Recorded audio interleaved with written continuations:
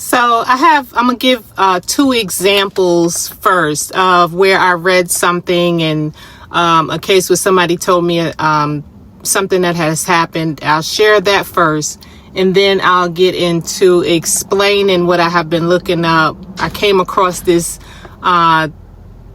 word, Dunning and Kruger effect. And then I'll explain what I've gathered from that while I was looking at that. So the first scenario, this one, someone shared with me. They were a wife. They were married with children, and the wife was a good cook, a very, very good cook, since a very young age. Grew up in a large family structure, and she learned how to cook very well, and would cook for lots and lots of people. So the husband was always in competition with her, and this one day he was trying to cook some chicken, and the spouse the wife said, well, because of salmonella, clean when you finish cleaning. First of all, I don't think he cleaned the chicken or something. And when you clean it, can you clean out the area that you wash the chicken in? Because there's something it was trying to explain to the husband about salmonella. So the husband took the chicken and threw it at the wife and said, "Shut up. You don't know what you're talking about." I don't know if that fits under this here scenario, what I'm talking about today, but that's one that came to my mind. There's another one where I was reading about in the workplace. You know how you have coworkers and things of that nature, and there's one coworker that would twist the rules and regulations, and they were written, but they would twist it to fit their narrative, so that, I don't know if it was so that, but it just so happened to be upon their liking of how they could treat certain people in their workplace, in their hospital setting. And so no matter what the rules and regulations said, they twisted it and always argued with this other coworker, even though that other coworker knew their job, they knew the policy, and they've had great experience about the policy. So in this situation, the person that knew about the policy and had extensive experience in dealing with this type of thing had to take it to the top, and get others involved, so that coworker beside them that makes the same amount of money as them, do the same duties as them, could understand what they kept trying to act like they were the subject matter expert in. They were not. And they became very aggressive and angry about it. But these are different scenarios and personalities. Just two that came to mind. But here talks about the Dunning-Kruger effect is a psychological phenomenon where people with low skill in a specific area, they try to overestimate their abilities. Those the truly fake it till you make it. They lied on their resume to get in. And even when they got in, they still didn't learn or want to learn the ways of the job. They got in and they lied, but they still refused to learn what is put out to them to do the job.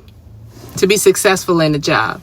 So where people with low skill in a specific area often underestimate their abilities because they lack the knowledge to recognize their mistakes. So it is said that highly skilled individuals may underestimate their competence, assuming others are equally capable. You know, and I've had this before too. Sometimes you'll see people, I can't do that, or yeah, I've done that before, but they're gonna look at me like, you know, and attack me or put me down if I do this or if I do that.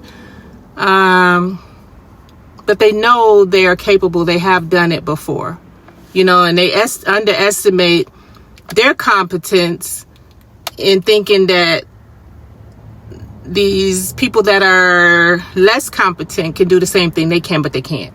They can't even touch them, you know, with a 10-foot pole. So when receiving feedback, it's important to distinguish between constructive criticism and manipulative feedback. Like, you know who you like, you know who you listen to, you know who makes you feel good when you listen to them. You know who's genuine. You know how to pick up on energy. You know when you walk away from a person, if it don't feel good, if it don't feel right, it's not right. It might be that manipulative feedback. Like, why did I feel that way after they're trying to tell me constructive criticism? Because it's manipulative feedback. But when you feel good, if you're into taking constructive feedback, and you feel good when a particular individual that you just love, adore, you watch, you know, learn from them, and you love that constructive criticism, and they make you feel good when they tell you how you can better yourself, and you feel good when you walk away from them, those are the ones I can share from my experience. Those are the ones I will listen to and I will take heed. And it feels so damn good, you know? So constructive criticism aims to help you grow by offering thoughtful suggestions and acknowledging your strengths and areas for improvement. You know, if you don't have this big ego type deal where nobody can't tell you nothing and you know everything, it's going to be hard to benefit from that, you know? But you have to know who you're getting this information from, and how you feel when somebody's giving you this type of information. Are they being genuine, you know? If it leaves you feeling empowered and motivating to improve, that's your key right there. But on the other hand, manipulative feedback is designed to provoke negative emotions like guilt, resentment, without helping you improve. It's again one of those, or I'm superior. You know, I know more than you, and I'm going to tell you what to do without telling you what to do, but by making you feel like shit. Something like that. It just feels controlling and attacking. Like somebody's attacking you all the time. They don't have good intentions. You know, I never knew what it was called, but I've experienced some of this stuff before, and it's good to learn about it a little deeper. And I'm just sharing as I do. To navigate criticism effectively, look for feedback that provides actionable advice and they encourage growth. So be cautious of feedback that leaves you feeling defeated or manipulated.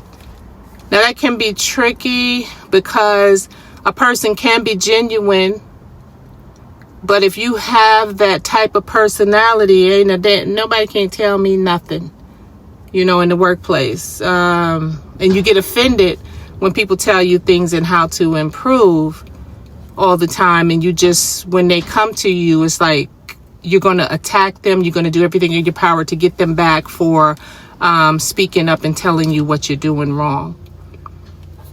Those type of personalities are pretty hard to deal with. Trust constructive critics who genuinely care about your progress. So all leaders are not leaders, rather than those who aim to control or belittle you.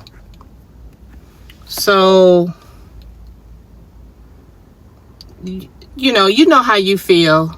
Just trust that. I do believe, and I don't know, you can get how you believe. It's never one way or the highway. And it's not what one person say or the other person say and this and that.